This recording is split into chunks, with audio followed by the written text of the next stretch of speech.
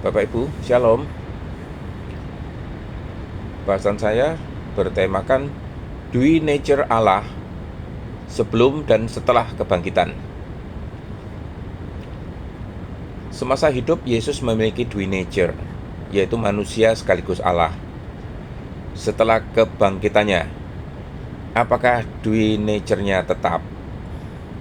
Jawaban dari perspektif iman Kristen dan Ortodoks di dalam Konsili Nisia dan Kalsedon menyatakan ya, Dui Nature Kristus tetap dan tidak pernah hilang, baik sebelum maupun sesudah kebangkitan. Konsili Kalsedon pada tahun 451 Masehi menegaskan bahwa Kristus adalah satu pribadi yang berhipostasis di dalam dua nature, yaitu ilahi dan manusiawi, tanpa campur, tanpa berubah, tanpa terbagi, tanpa terpisah. Bapak Ibu, kebangkitan tidak menghapus nature manusia Kristus, melainkan memuliakan dan menyempurnakan nature manusia itu. Tubuh manusia Yesus bangkit, bukan hanya rohnya ya ini Bapak Ibu ya, tetapi sudah dimuliakan dan tidak lagi tunduk pada kelemahan manusiawi seperti menderita, mati, sakit, dan lain sebagainya. Alkitab menegaskan ini Bapak Ibu. Contohnya, di Lukas 24 ayat 39, Yesus berkata setelah bangkit, "Lihatlah tanganku dan kakiku, aku sendiri ini. Rabalah aku dan lihatlah, karena hantu tidak ada daging dan tulangnya, seperti yang kamu lihat ada padaku." Jadi tubuh manusianya nyata Bapak Ibu. 1 Timotius 2 ayat 5 juga mengatakan ya, Paulus menyebut Yesus sudah naik ke sorga sebagai manusia Kristus Yesus. Nature manusia tetap melekat bahkan setelah kebangkitan dan kematian. Ibrani 7 ayat 24 dan 25 mengatakan, Yesus hidup untuk menjadi pengantara kita. Ini hanya mungkin jika ia tetap manusia sejati, sekalipun Allah sejati. Jadi, apa kesimpulan teologisnya Bapak Ibu? Nature ilahinya kekal dan tidak berubah, itu pasti. Nature manusianya nyata, bahkan setelah kebangkitan dan kenaikan. Bedanya, nature manusianya kini dimuliakan, glorified humanity, tidak lagi tunduk pada kefanaan. Jadi Dui Nature Kristus itu tetap selamanya, karena hanya dengan demikian ia bisa tetap menjadi imam besar, mewakili manusia di hadapan Allah, sekaligus Allah sejati yang memberi hidup kekal. Nah, sekarang saya akan menunjukkan kronologi dari Dui Nature Kristus.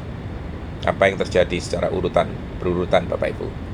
Pertama, pada masa pra-inkarnasi sebelum dunia diciptakan. Sebelum dunia diciptakan berarti kita masih belum ada Bapak Ibu.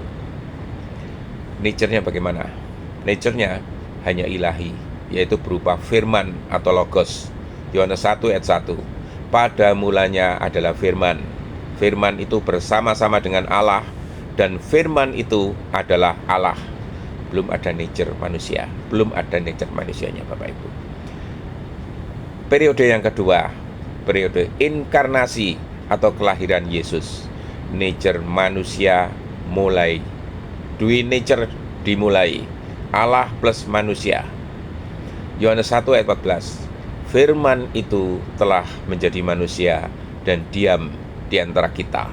Sejak saat ini Kristus adalah Allah sejati sekaligus manusia sejati. Yang ketiga Bapak Ibu, pelayanannya di bumi. Nature-nya ya tetap Allah dan manusia. Kristus mengalami kelemahan manusiawi, lapar, letih, menderita, tetapi tanpa dosa. Ibrani 4 ayat 15. Ia telah dicobai, hanya tidak berbuat dosa. Periode yang keempat, masa penyaliban dan kematiannya. Nature-nya tetap Allah dan manusia Bapak Ibu. Yang mati adalah nature manusianya, tubuh dan jiwanya, bukan nature ilahinya. Yohanes 19 ayat 30 menegaskan sudah selesai. Periode kelima, periode kebangkitan. Nature-nya ya Allah plus manusia, tetap due nature. Tubuh manusia Yesus bangkit, namun di dalam keadaan dimuliakan atau glorified body. Lukas 24 ayat 39. Rabalah aku dan lihatlah, karena hantu tidak ada dagingnya, seperti yang kau lihat ada padaku. Yang keenam, proses kenaikannya ke surga. Nature-nya tetap Allah dan manusia, tapi yang dimuliakan. Yesus naik dengan tubuh manusia sejati, bukan sekedar roh ya Bapak Ibu ya. Kisah 1 ayat 9. Yesus terangkat ke sorga. Nature manusianya ikut serta di dalam kemuliaan sorgawi ini. Terakhir, Kristus yang dimuliakan sekarang dan selamanya Bapak Ibu. Nature-nya tetap Allah dan manusia. Nature manusianya kini mulia, tidak bisa mati atau sakit lagi. 1 Timotius 2 ayat 5 mengatakan seorang pengantara, yaitu manusia Kristus Yesus. Kristus tetap menjadi manusia sejati agar selamanya menjadi imam besar dan pengantara kita.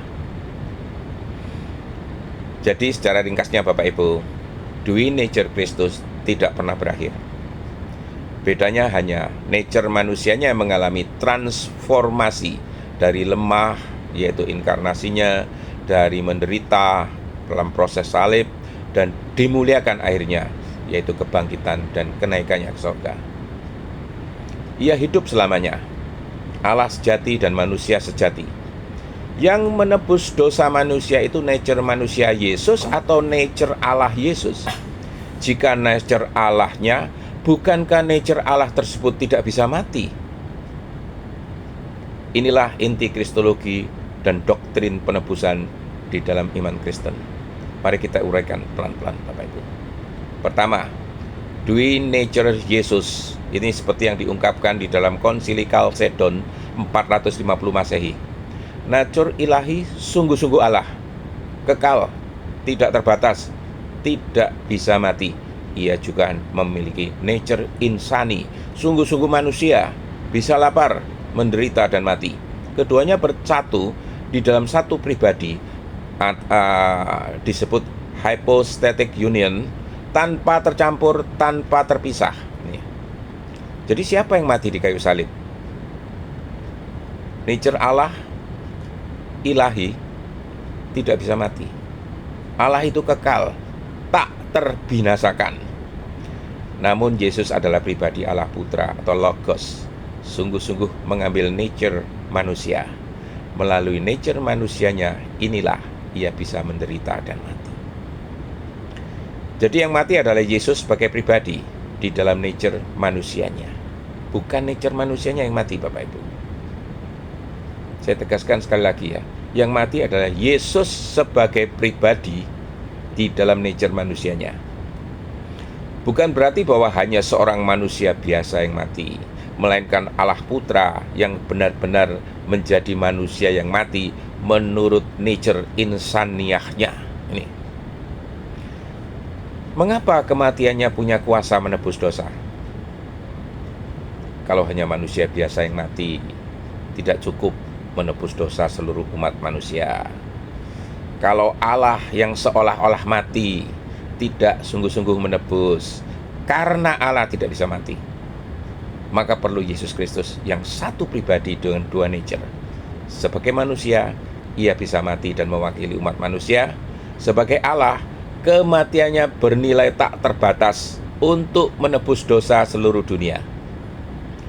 Ilustrasinya sederhananya begini Bapak Ibu. Bayangkan seorang raja turun menjadi rakyat kecil. Kalau ia tetap di istana, ia tidak bisa merasakan penderitaan rakyatnya. Kalau ia hanya rakyat biasa, penderitaannya tidak punya kuasa menyelamatkan kerajaan. Tapi karena ia adalah raja sekaligus rakyat, penderitaannya punya otoritas atau kuasa yang jauh lebih besar. Itu. Jadi jawabannya Bapak Ibu, yang menebus dosa adalah pribadi Yesus Kristus sendiri. Ia menebus lewat nature manusianya karena hanya manusia yang bisa mati.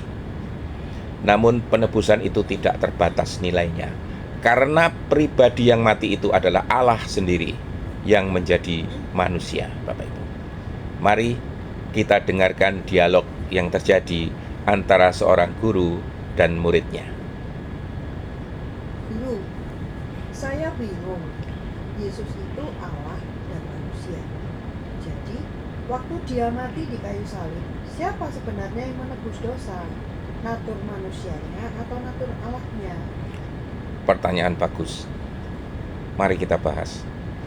Allah tidak bisa mati, bukan? Ya, benar. Allah itu kekal. Tepat.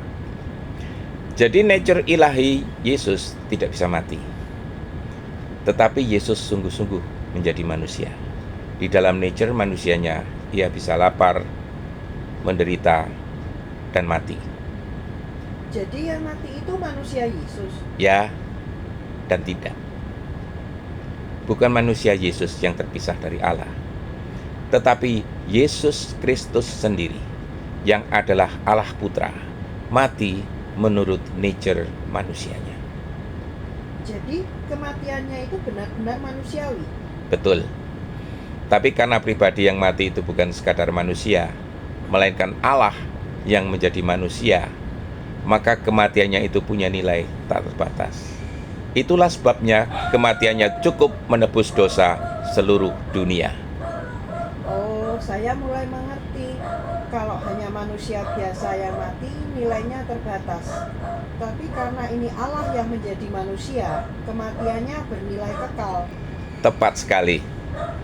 Maka kita katakan, Yesus menebus lewat nature manusianya, karena hanya manusia yang bisa mati. Tapi penebusan itu berkuasa karena ia adalah Allah yang sejati.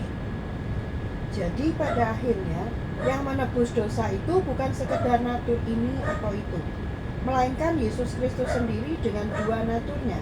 Benar. Itulah inti iman Kristen tentang salib.